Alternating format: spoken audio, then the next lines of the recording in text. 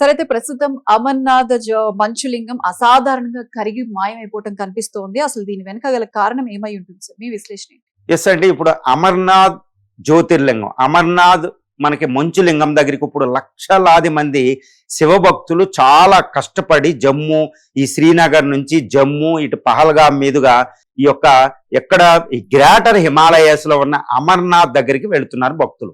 ఇప్పుడు లక్షలాది మంది రిజిస్ట్రేషన్ చేసుకుంటున్నారు, వెళుతున్నారు. ఎందుకంటే మంచులింగం చూడడానికి. యాక్చువల్గా ఈ మంచులింగం వింటర్ లో ఫామ్ అవ్వదు. రీసెంట్ గా శీతాకాలం అయిపోయింది. శీతాకాలంలో ఏంటంటే ఆ ప్రాంతమంతా మంచు అయిపోతుంది. కాబట్టి మంచులింగాన్ని వేరు చేయలేం. అసలు అక్కడికి వెళ్ళడానికే ఉండదు, మంచు అంతా పేరుకుపోయి ఉంటది. కాబట్టి అది ఉండదు. కానీ వర్షాకాలంలో ఈ మంచులింగం మనకు కనిపిస్తూ ఉంటది ఈ అమర్నాథ్ కేవ్స్ లో. మనకి ఇది జమ్మూ అండ్ కాశ్మీర్, జమ్మూ దాటి పహల్గాం దాటి ఉంటది అనమాట. ఇది చాలా అంటే దుర్భేద్యంగా ఉంటది. ఇక్కడికి వెళ్ళడం కూడా, నడవడం కూడా చాలా కష్టం. హెలికాప్టర్ కానీ లేదా వందలాది కిలోమీటర్లు వెళ్ళడం కానీ, లక్షలాది మంది ఆర్మీ అక్కడ కాపలా ఉండడం. ఇది అమర్నాథ్. కానీ ఈ అమర్నాథ్ ఏంటంటే ఈ యాత్ర మొదలైన ఆల్మోస్ట్ జూన్ లో అక్కడ లింగం ఏర్పడింది. కానీ జూలై 6వ తారీఖు 7వ తారీఖుకి ఈ మంచులింగం మొత్తం కరిగిపోయింది. ఇప్పుడు అక్కడ అమర్నాథ్ చూస్తే మంచులింగం లేకుండా కేవలం రాళ్లే ఉంటాయి, రాళ్లే కనపడుతున్నాయి అనమాట. యాక్చువల్గా చెప్పాలంటే ఈ మంచులింగం ఆగస్టు చివరి వరకు మంచు అక్కడ ఉంటది, మంచులింగం. కానీ ఇప్పుడు జూలై మొదటి వారంలోనే కరిగిపోయింది. ఆల్మోస్ట్ 2 నెలల ముందే మంచులింగం కరిగిపోవడం జరిగింది. అంటే ఒక రకంగా చెప్పాలంటే అమర్నాథ్ నుంచి అక్కడ భక్తులు అనుకుంటున్నారు అమర్నాథ్ నుంచి శివుడు ప్రకోపిస్తే అమర్నాథ్ నుంచి శివుడు మాయమైపోయాడు అనుకుంటున్నారు అక్కడ ఉన్న భక్తులు. ఏంటి ఇది ఏమన్నా అరిష్టమా, ఏదన్నా ప్రాబ్లం వస్తుందా, పెద్ద ప్రకృతి ఎందుకు శివుడు ఎంత కోపడ్డాడని శివ భక్తులు అలాగే మాట్లాడుకుంటారన్నమాట. కానీ యాక్చువల్ రీజన్ ఏంటంటే ఇప్పుడు మనకి ఎల్ నీనో ఉంది, సూపర్ ఎల్ నీనో. 150 సంవత్సరాలలో dangerous L నీనో. L నీనో is nothing but temperatures ఎక్కువ ఉంటాయి. అంటే వర్షాకాలంలో వర్షం రావాలి, ఆ మంచు కురవడానికి అక్కడ వర్షాలు ఉంటాయండి. మంచు పడుతూ ఉంటది అక్కడ, స్నోఫాల్ అనేది. అవి తక్కువ ఈ సంవత్సరం. కాబట్టి ఈ మంచు ఉష్ణోగ్రతలు, వర్షాలు రాకుండా ఉష్ణోగ్రతలు పెరిగిపోయినాయి. గాలులు, ఉష్ణోగ్రతలు మనం చూస్తే వర్షం రావాల్సిన సమయంలో విపరీతమైన గాలి వస్తుంది. కాబట్టి ఈ ఉష్ణోగ్రత పెరగడం వల్ల మంచు కరిగిపోయింది. నెంబర్ 1. నెంబర్ 2 ఏంటంటే గత 2-3 సంవత్సరాలతో పోలిస్తే ఇప్పుడు అమర్నాథ్లో యాత్రికులు చాలా ఎక్కువ అయిపోయారనమాట.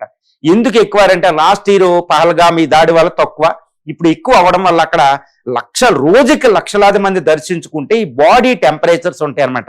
ఈ అమర్నాథ్ కేవ్ లో కొన్ని వందల మీటర్ల లోపలికి వెళ్ళాలంటే కొన్ని లక్షల మంది డైలీ వెళ్ళడం వల్ల బాడీ టెంపరేచర్స్ వల్ల అక్కడ ఉష్ణోగ్రత విపరీతంగా పెరిగిపోయింది ఆ గుహలో.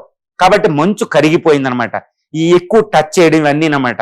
దీనివల్ల ఇటు ఉష్ణోగ్రత, ఎల్నీనో, ఎక్కువ మంది వెళ్ళడం వల్ల ఈ బాడీ టెంపరేచర్స్, మన శరీరం నుంచి వచ్చే టెంపరేచర్స్ ఎక్కువ అవడం వల్ల దీనివల్ల ఏంటంటే మంచు కరిగిపోయింది. 2 నెలల ముందే మంచులింగం కరిగిపోయింది.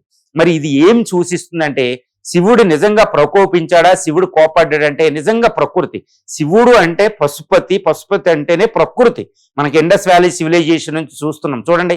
ప్రపంచంలో ఏ దేవుడు లేనట్టు ఒక విచిత్రంగా శివుడు ఉంటాడనమాట, పరమశివుడు. ఎందుకంటే పరమశివుడు ప్రకృతికి ప్రతిరూపంగా ఉంటాడు. ఒక పాములు, ఈ మట్టి, తర్వాత సమాధుల్లో నివసించడం, పశుపతి అనే పెట్టుకోండి. ఆయన వాహనం నుంచి ఇవన్నీ కూడా ఏంటంటే ప్రకృతితో మమేకమైనట్టు కనిపిస్తూ ఉంటాడు శివుడు.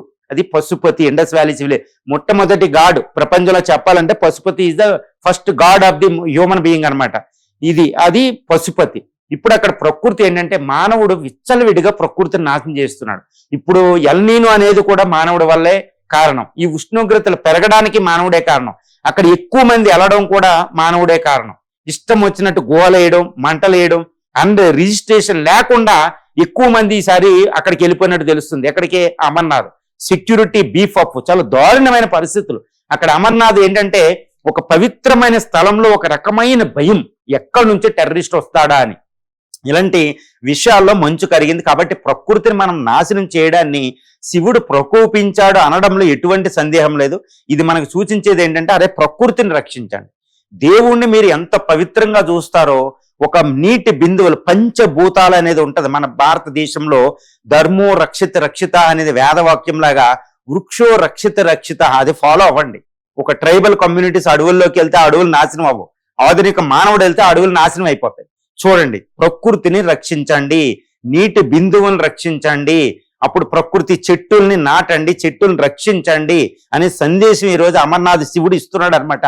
లేకపోతే ఇలాగే మాయమవుతుంది. నేను మాయం అవడం కాదు, మానవుడే మాయమైపోతాడు, కాబట్టి నేను వెళుతున్నాను అన్నట్టు ఈ లింగం మాయమైంది. ఇది ఒక బ్యాడ్ అరిష్టంగానే మనం చూడడం బెటర్. ఎందుకు అరిష్టం అంటే ప్రకృతిని రక్షించాల్సిన బాధ్యతను మనం నిర్వర్తించడం లేదు కాబట్టి ఇది ఒక అరిష్టంగా చూసి ప్రతి వాళ్ళకు ఒక మెసేజ్ ఇచ్చాడు శివుడు అన్నట్టు చూస్తే అది మానవ కళ్యాణం కాదు, జీవ కళ్యాణం అన్నిటికీ మంచిదే. భారతదేశానికి కాదు, ప్రపంచానికి కూడా మంచిది.